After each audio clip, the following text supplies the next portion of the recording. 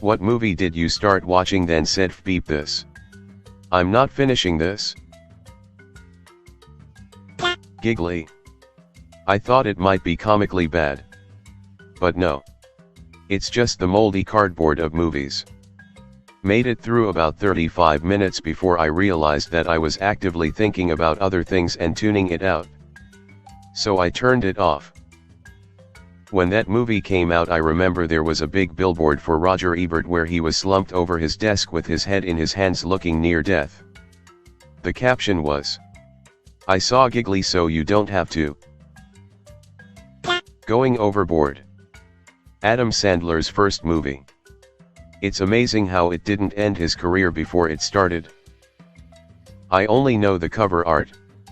And it's amazing. Zombiesaurus.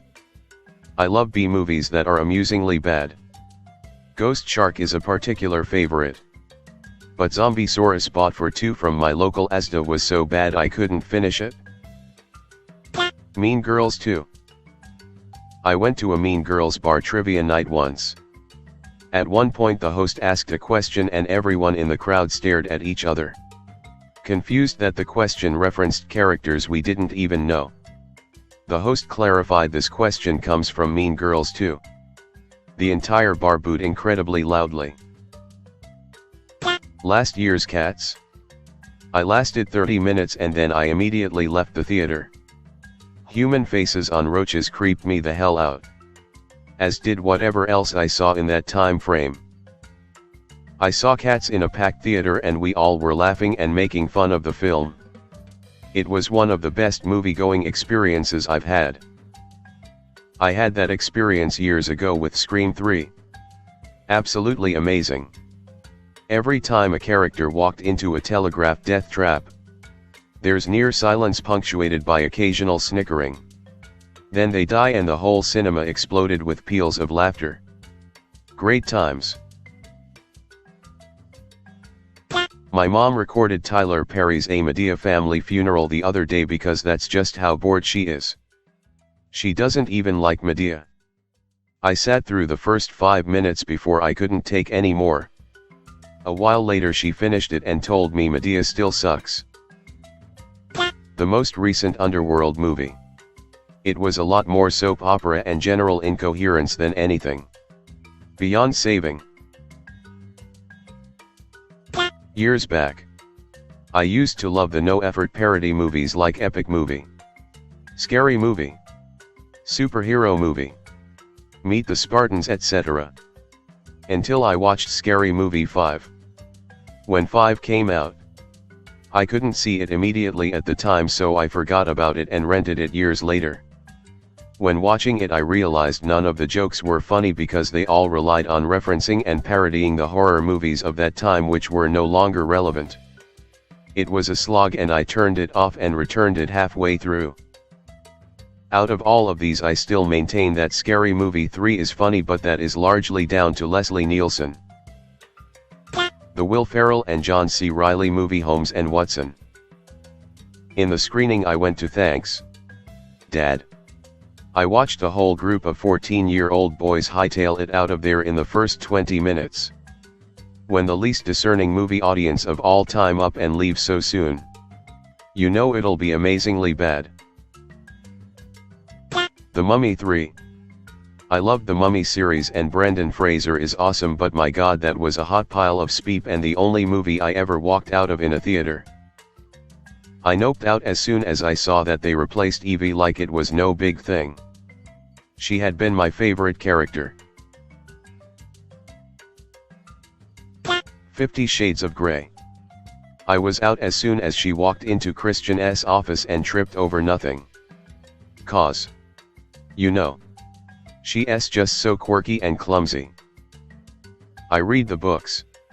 And honestly Anna is just an insufferable person. So whiny and lame. And the movies made her even more flat and lame. It's like they tried to just fast forward to all the sex parts with next to no plot, not that they had much to start with. But I suppose I'm a masochist to speepty romance novels. I read all of them, including the rewrite of the first book from Christian's point of view. They're incredibly speepty. 14/10 do not recommend. Dragon Ball Evolution. A Serbian film. It is awesome how bad Dragon Ball Evolution was. That nobody says anything about Serbian film as long it is next to it. You know what to expect from a Serbian film. You don't expect your childhood memories to curb stomped hard. You think it can't be that bad. It is. A Serbian film. You hear one detail about it and nope out immediately. I read the synopsis of a Serbian film on Wikipedia and struggled to just finish that. No way I'll watch the movie. 50 Shades of Grey. Inside. It's a Spanish slasher film about this woman who wants to steal a pregnant widow's fetus. I've watched so many gorefest movies to boot, and for some reason this one just totally took it to the next level for me and I couldn't handle it. I actually got quite close to the end and I just couldn't finish it. Edit. It's French, not Spanish. Thanks to those who pointed this out. I find that some of the horror that I find most unsettling has strong roots in terrible things that happen in real life. It just brings it closer to home for me. That this scenario is something that actually happens from time to time. The stalking in the film. Fetal abductors sometimes go so far as to actively befriend the pregnant person. Just imagine seeing someone you thought was a close friend coming at you with the intent to cut you open and steal your child. The Emoji Movie. It was almost a parody of every CGI kids movie. My son is autistic and gets super fixated on random things for periods of time, ripping paper, compass directions, weather, power lines, etc. He watched the Emoji Movie on Netflix one day and became obsessed with drawing emojis. I had to watch this pile of garbage movie every day for like 3 months. Thank goodness he moved on eventually. LOL. I was hoping for a feel-good goofy movie and saw Downsizing while browsing Hulu. After reading the description, I assumed it'd be something like Honey, I Shrunk the Kids and went for it. It was nothing like Honey, I Shrunk the Kids. In fact, it's 2 bad movies combined in a single script. I envy people who have the ability to walk away from bad movies. I just gotta finish even when there's speep. Same. I gotta know what happened to these terrible characters that I don't care about. Jurassic Shark. Got a Shark Movies DVD box as a joke birthday gift from my BF. Made her watch it all with me. Got through all of them, but Jurassic Shark was next level bad. Fun evening though. Edit. BF best friend. Sorry for the confusion, guys. English is confusing. Every pornographic movie I ever started, I was interested. Interested. Really interested. Then suddenly I lost all interest. Aragon the movie. Nuff said.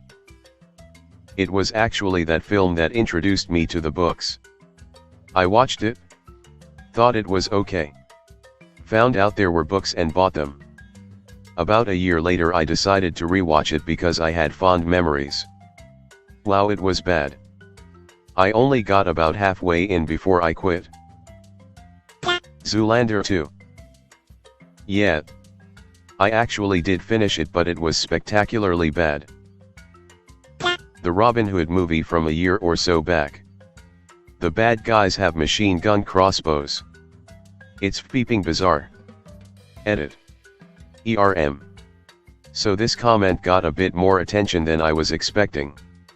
For anyone that hasn't seen it and is curious, The first scene has Robin Hood in the Crusades where the Crusaders wear modern gear and flak jackets and they hut around a bombed out city clearing houses with longbows half drawn at the shoulder like they're spec ops dudes, but they get pinned down by an automatic ballista that's basically a machine gun nest, but it's okay because they fire a flare arrow over it which calls in an air strike from some nearby trebuchets.